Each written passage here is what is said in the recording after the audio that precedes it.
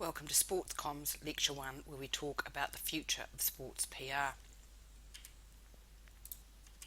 Sport can't exist without the media. In fact, as Nicholson says, professional sport in particular would cease to exist in its current form without the media, so that's something to remember.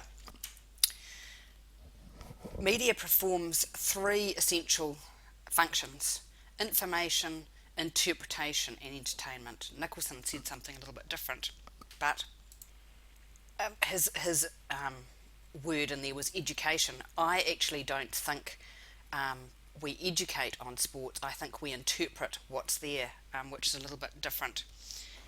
The general agreement is that information and entertainment are the most prominent functions in any media form or outlet.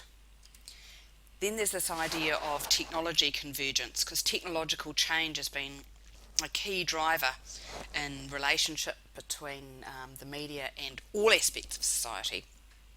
That change has happened very, very quickly, particularly with the rise of the internet, the convergence.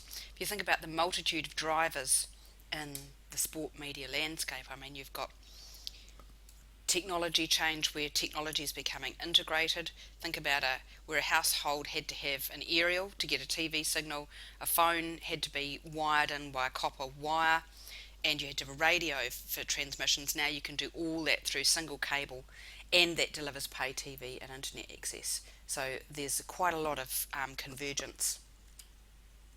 There's going to be more commercialisation or more focus on entertainment with sport, because somebody has to pay. It's not benevolence or generosity that keeps sports ticking. It's got to be commercial, and sport is a commercial vehicle for media organisations, for sponsors and for advertisers, and that will continue. So professional sports in particular has become a lot more wealthy. It's a lot more dominant as a media form.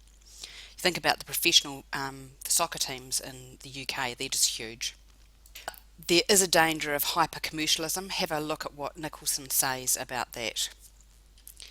Globalisation, we are a global world, and what happens once we've finally got an extra couple of billion Chinese and a billion Indians completely online will be really interesting. You guys are going to see some interesting trends as you go out into the workforce. Think China and basketball. Equally, you're going to see more advertising and sponsorship pressure, more drive for return on investment or ROI to make sure that everybody's making the right kind of money. You're going to get a lot more broadcast influence as TV pay channels in turn pay athletes' wages. They're going to think that they've got plenty of say. Internet gambling is going to make quite a big impact as well. We haven't really seen the full impact of gambling, but now with the Chinese, who really love a flutter, coming online more and more, we're going to see more of that. There's also the emerging nations, this group of Brazil, Russia, India and China, just thinking about them as a block, that there's an awful lot of people who don't necessarily think the way the West thinks, and that's going to skew not just sports but also how we interact with others, what becomes the norm, how technologies arise, because there will be different ways of doing things that we haven't considered yet. And then social media, in particular, there are more and more people getting tuned into LinkedIn. It's not just Facebook, and I would imagine that Google Plus may start to take off. We'll have to see how that one goes. But there are going to be some interesting convergences of all those things and what has been more traditional media for sports broadcasting. And I think we're going to see some very, very interesting new ways of doing things. So start looking out for those trends now. They'll be the things that probably make you money as you go on through your working life.